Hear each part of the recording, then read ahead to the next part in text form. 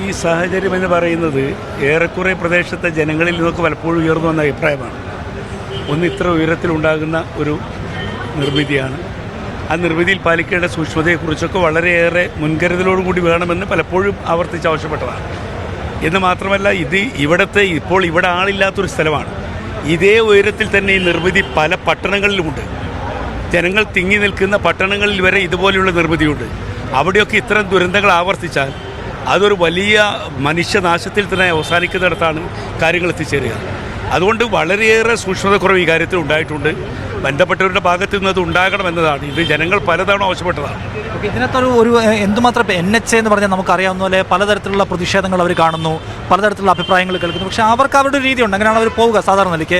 ഇതിനകത്ത് എന്തുമാത്രം ഈ പോയിന്റ് ഉണ്ടല്ലോ, അതായത് ഇപ്പോൾ നിർമ്മാണത്തിന് ഈ രീതി മോശം, മണ്ണിൽ ഇങ്ങനത്തെ നിർമ്മിതികൾ പാടില്ല, അത് അവരെ ബോധിപ്പിക്കുക, പുതിയൊരു കൺസ്ട്രക്ഷൻ മെത്തേഡ് കൊണ്ടുവരിക എന്നുള്ളത് എന്തുമാത്രം പോസിബിളാണ്?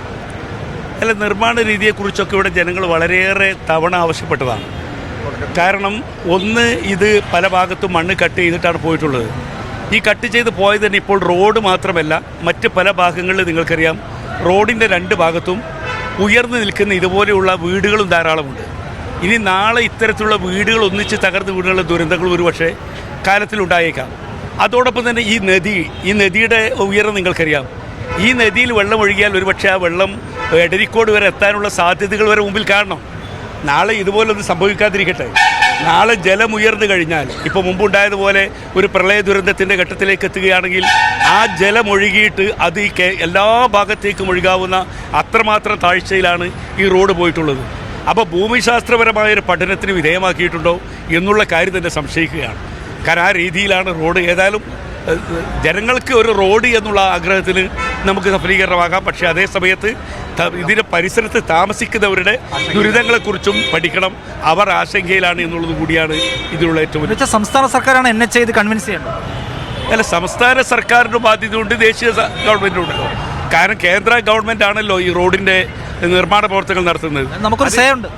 അതേസമയം സംസ്ഥാന സർക്കാരിന് സ്ഥലമെടുത്തു കൊടുക്കുന്നതിൽ പങ്ക് വഹിച്ചിട്ടുണ്ട്. അത് ഏത് പ്രദേശത്തു കൂടി പോകണമെന്നതിലൊരു പങ്ക് അവർ വഹിച്ചിട്ടുണ്ട്. അതൊക്കെ പ്രധാനമാണ്.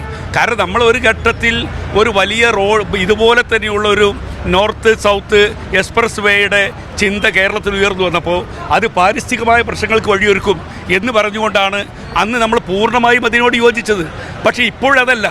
ഇപ്പോൾ മനസ്സിലാക്കേണ്ടത് അതിനേക്കാൾ അപകടകരമായ രീതിയിലേക്ക് ഇത്തരത്തിലുള്ള പ്രവർത്തനങ്ങൾ വരുന്നുണ്ടോ എന്ന് ജനങ്ങൾ ആശങ്കപ്പെടുന്ന ഒരു സാഹചര്യം ഇതോടുകൂടി സൃഷ്ടിക്കപ്പെട്ടിരിക്കുന്നു.